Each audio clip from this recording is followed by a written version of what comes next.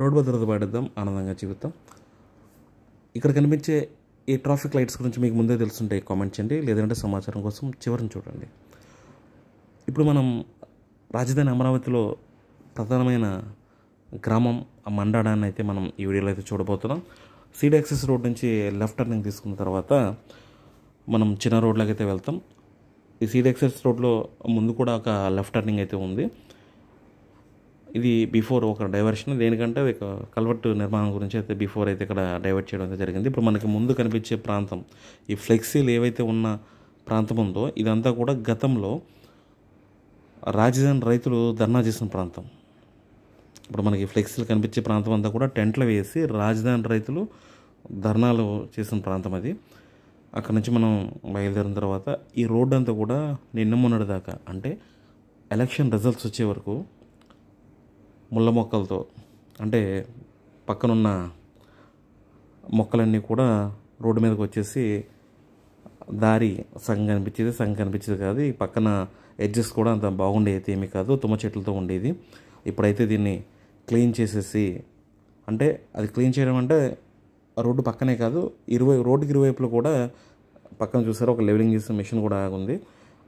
వాటి సాయంతో మొత్తం అంతా కూడా మ్యాక్సిమం ఒక 10 to 20 మీటర్స్ వరకు అటు ఇటు కూడా క్లీన్ చేయడం అయితే జరిగింది. ఇప్పుడైతే మనం మండాడం గ్రామంలోకి అయితే వెళ్తున్నాం.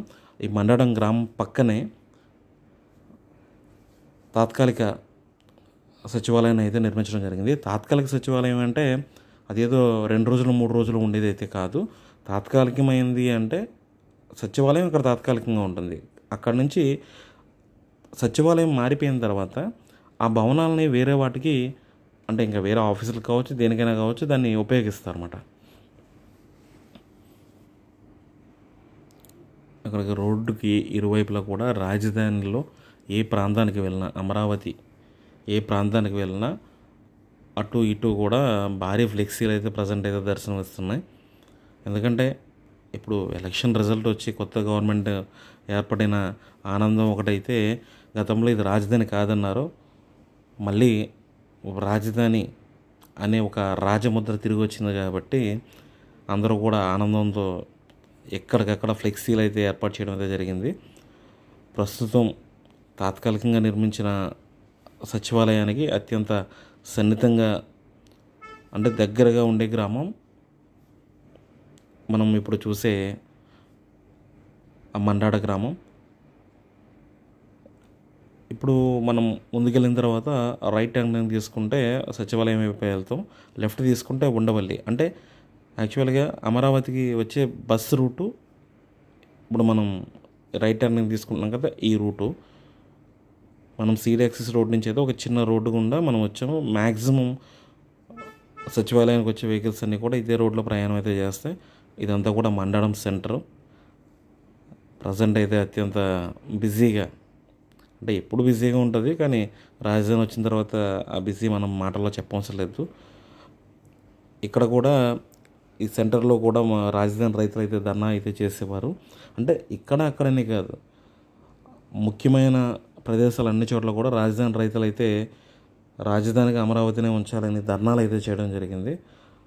ఇప్పుడు ఆ ప్రాంతం అంతా కూడా ఇలాగా మన రైట్ సైడ్లో కూడా మనం చూడవచ్చు, లెఫ్ట్ సైడ్లో చూడవచ్చు, ఎటు చూసినా సరే పసుపు మయంతో ఫ్లెక్సీలతో అయితే ప్రస్తుతం ఈ గ్రామాలన్నీ కూడా నిండిపోయినాయి.